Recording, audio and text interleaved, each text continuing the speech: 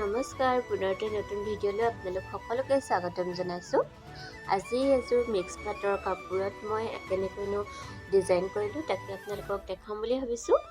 ব'লকচোন ভিডিঅ'টো আৰম্ভ কৰোঁ। কাপোৰ এইযোৰ মই কণ্ট্ৰাষ্টত কৰিছোঁ। মেখেলা আৰু ব্লাউজৰ কালাৰটো অৰেঞ্জত ৰাখিছোঁ আৰু চাদৰখন চিলভাৰ কালাৰ নিচিনা অকণমান। ব'লক তাৰ কাৰণে মই লৈছোঁ এযোৰ উকা মিক্স পাটৰ কাপোৰ দুযোৰ আছিলে। মই কণ্ট্ৰাষ্ট কৰিবৰ কাৰণে অকণমান সাল সলনি কৰিলোঁ। এযোৰত মেখেলাখন অৰেঞ্জৰ কালাৰ ৰাখিছোঁ, এযোৰ কৰিছোঁ চাদৰখন চিলভাৰ কালাৰ ৰাখিছোঁ। ব'লকচোন এইযোৰত মই কৰিম ফুল এইটো ফুল লৈছোঁ মই।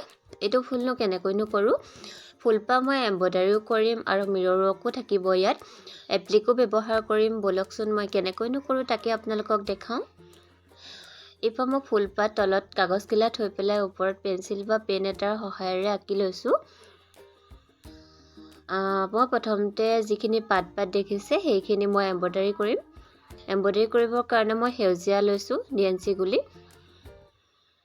ডিএনচি গুলিৰে কৰিলে অকণমান সোনকালেই হৈ যায়, সেইটো কাৰণে সেই গুলিটো লওঁ। এনেদৰে কৰি গৈছোঁ, দেখিছে নহয়। এনেদৰে মই গোটেই পাতখিনি কৰি ল'ম আৰু যিখিনি ডাল দিছোঁ সেইখিনিও কৰি ল'ম।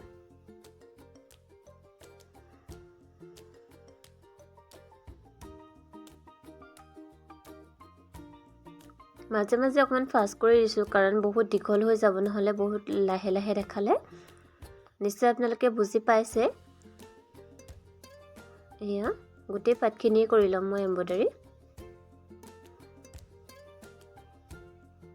এয়া আৰু যিডাল ডাল দিছোঁ এনেকৈ অকণ এৰি পেলাই অকণ এনেকৈ উলিয়াই আৰু যিখিনিত ওলাই থাকে সেইখিনিত মই ওপৰৰ পৰা তললৈ এনেকৈ ৰছীডালে মেৰাই আনিম।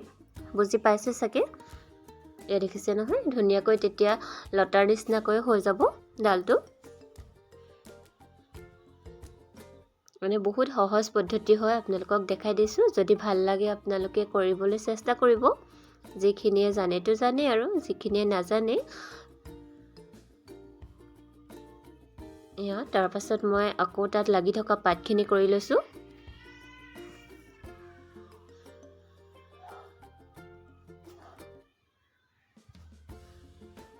এইদৰে গোটেই পাতখিনিয়ে মই কৰি লৈছোঁ আৰু এম্ব্ৰইডাৰীখিনিৰ ওপৰতে আছিলে পখিলা 3 পাহি। পখিলা কিপাহ মই ভৰ্তি চিলাই কৰিম। দুপাহ কৰি ল'লোঁ আৰু এপাহ আপোনালোকক দেখাবৰ কাৰণে এয়া লৈছোঁ। ভৰ্তি চিলাইটো তেনেই সাধাৰণেই হয়। এয়া কালাৰকেইটা অকণমান মিলাই দিছোঁ। এটা কালাৰত ৰখা নাই, অকণমান বেলেগ কালাৰ দিলে অকণমান দেখিবলৈ উজ্জ্বল হ'ব। এনেকৈ কৰি লৈছোঁ পখিলা পাহ।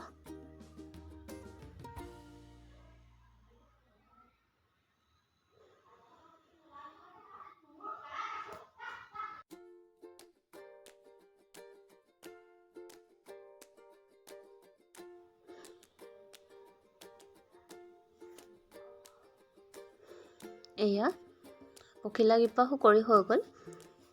এতিয়া মই লৈছোঁ মিৰৰ আৰু যিখিনি এপ্লিক কাটি লৈছোঁ ফুলখিনি, আৰু মিৰৰখিনি ওপৰত লগাবলৈ লৈছোঁ এম্ব্ৰইডাৰী কভাৰ লগাম মই।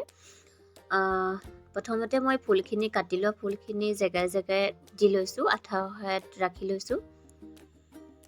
এয়া যোনকেইখনত মই দিম বুলি ভাবিছিলোঁ। ক'লা ফুলটো অকণমান বেলেগ ধৰণৰ, বাকী কিপাহৰ লগত নিমিলে।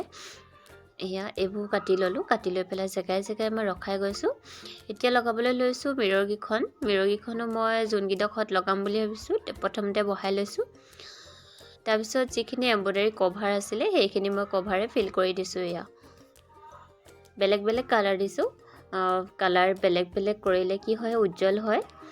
তাৰ ওপৰতো এনেকৈ তলত দিছোঁ 2টা, ওপৰত দিম 3টা।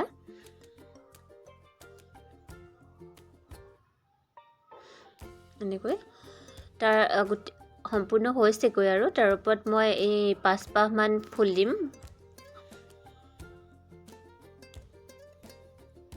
এয়া ফাইনেল এইপাহ হৈ যাব আৰু এয়া দেখিছে নহয় কেনেকুৱা লাগিছে কমেণ্ট কৰি জনাবচোন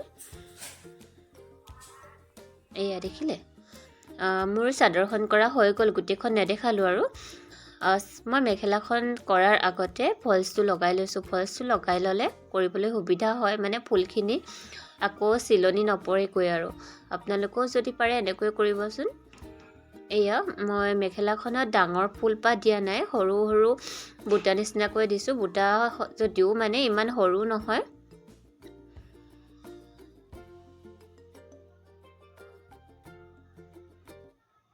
এয়া